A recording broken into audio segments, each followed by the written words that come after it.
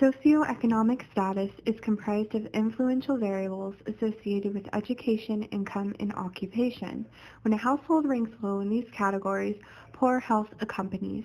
Per the World Health Organization, 1.2 billion people, including youth, suffer poverty around the globe.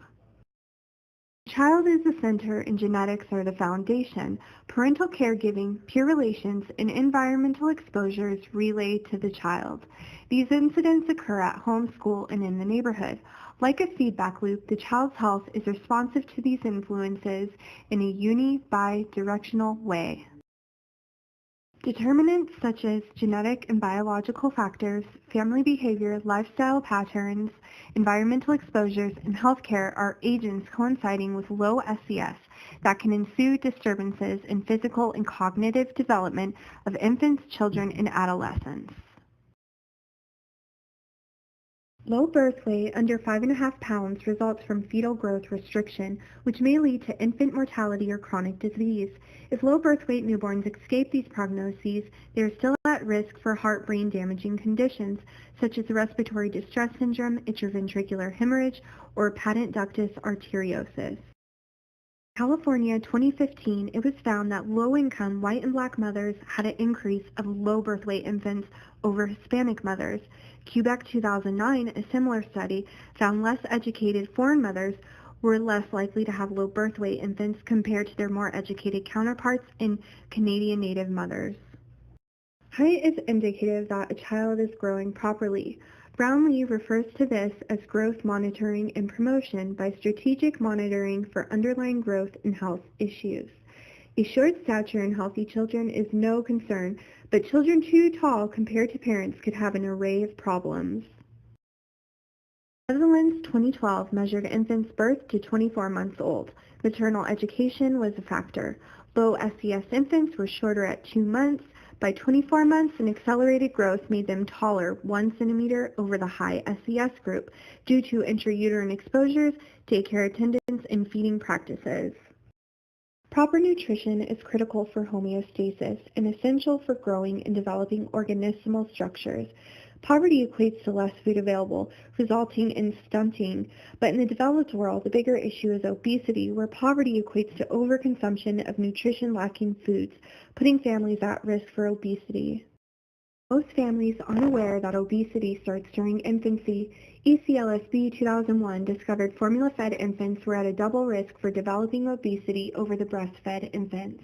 Formula-fed infants were typical of a low SES family in the study and were commonly put to bed with a bottle 22% more than the breastfed infants. Massachusetts, 2009, elementary and middle school-age students reported BMIs. Family income and ethnicity accompanied this data. Researchers found low SES communities were consistent with high BMIs from a shortage of recreational faculties in grocery stores, thus influencing poor diet with sedentary lifestyles.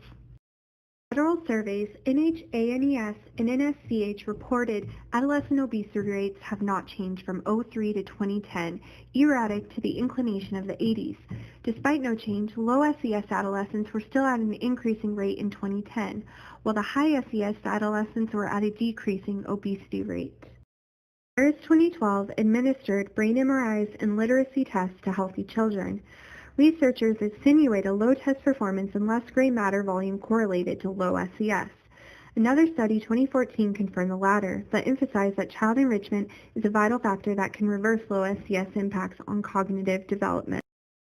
904 adolescents were interviewed. Parental education was considered. Adolescents of parents who did not complete high school or college showed a past year mental disorder. Although when factoring in subjective SES, adolescents who thought they were advantaged showed lower odds of a past year mental disorder. Vancouver 2013 examined the theories of shift and persist and role models in adolescence. Both found to have a positive impact by lowering physiological stress markers, classic of cardiovascular disease, on low SES adolescents. In high SES adolescents, there is no biological advantage. The American Psychology Association stated American children of low SES often suffer substandard living conditions, food insecurity, emotional behavioral problems, and chronic health conditions. Some of those chronic conditions common in low SES children are asthma, diabetes, or anemia. The developing world's low SES families are extremely impacted by poor living conditions and food insecurity, most likely to an absence of government assistance. This is demonstrated in Vietnam, a country with a high gap between the rich and the poor, where the rural areas are the most unsanitary. VNHS surveyed parents about their child's health status, illness in the household, smoking, drinking habits with SES data. It was found that low SES children 0 to 3 years were at the greatest risk for acute illness. Significantly, after 4 years, this risk drops down even with no change in SES. Ho Chi Minh 2013 studied urban adolescents' lifestyles for behaviors that are causative to obesity. The variables collected were SES, gender, age, BMI, and sedentary time. Low SES adolescents had less screen time compared to the high SES, reflecting a lower prevalence of obesity amongst the low SES. The natural environment of a child is multidimensionally impacting. Disadvantages arise from being low SES, but research shows child enrichment and shift and persist are mechanisms to help overcome. Given more time and research, there are other methods out there to explore that can help low SES youth thrive with good health.